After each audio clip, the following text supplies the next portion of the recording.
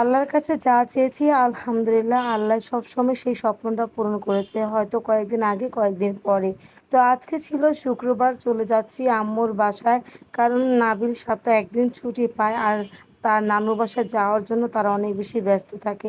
তো কি আর করার, আমার হাসব্যান্ড কখনোই চায় না আমি আমার ৩ ছেলে মেয়েকে নিয়ে রওনা হয়ে গেলাম আম্মুর বাসার উদ্দেশ্যে। কারণ শুক্রবার একটু ছুটি পেয়েছে, তাই বাচ্চাদের মনটাও ভালো লাগবে। সো আমার কাজ অফ করেও আমি তাদেরকে নিয়ে বের হই এই শুক্রবারের দিন।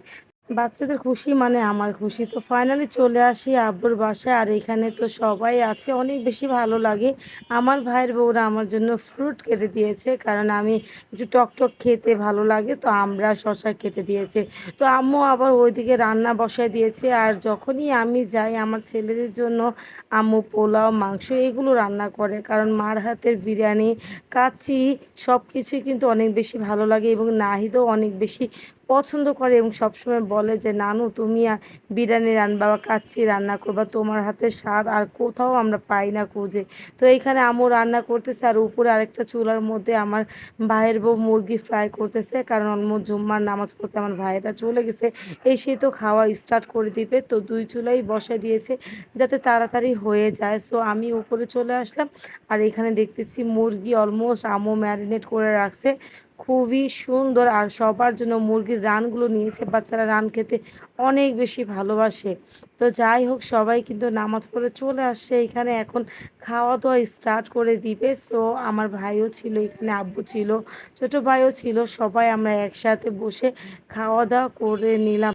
দুঃখিত বলতে চাচ্ছি, কারণ আজকে আমার ভয়েসটা ভালো হচ্ছে না, কারণ আমার জিহ্বায় ঘা হয়েছে, আমি কথা বলতে পারতেছি না, সরি স্কিপ করবেন। অলমোস্ট দেখতে পাচ্ছেন চিকেন ফ্রাইটা কি যে লোভনীয় লাগতেছে। আর ফাইনালি সেই সময়টা চলে আসে এবং আম্মু এখানে টাকা গুনতেছে। আমি বলতেছি কিসের টাকা? আম্মু বলতেছে তোমার আইফোন প্রয়োজন, তুমি আইফোন নিতে যাবা। তো আমি অনেকক্ষণ চিন্তা ভাবনা করে তারপর আম্মুর কথা মেনে নিলাম। মা যেহেতু বলছে, তো আমি অনেক রিকোয়েস্ট করছি, মার কথা তো আমি রাখবই। সো আমি আর নাহি চলে গেছি এক রিক্সায়, আর আমার ছোট ভাই আর তার ফ্রেন্ড চলে গিয়েছে আরেক রিক্সা করেই আমরা বসুন্ধরায় যাচ্ছি। ফাইনালি বসুন্ধরা যখন চলে আসছি, ও মাই গড, এত ভিড়!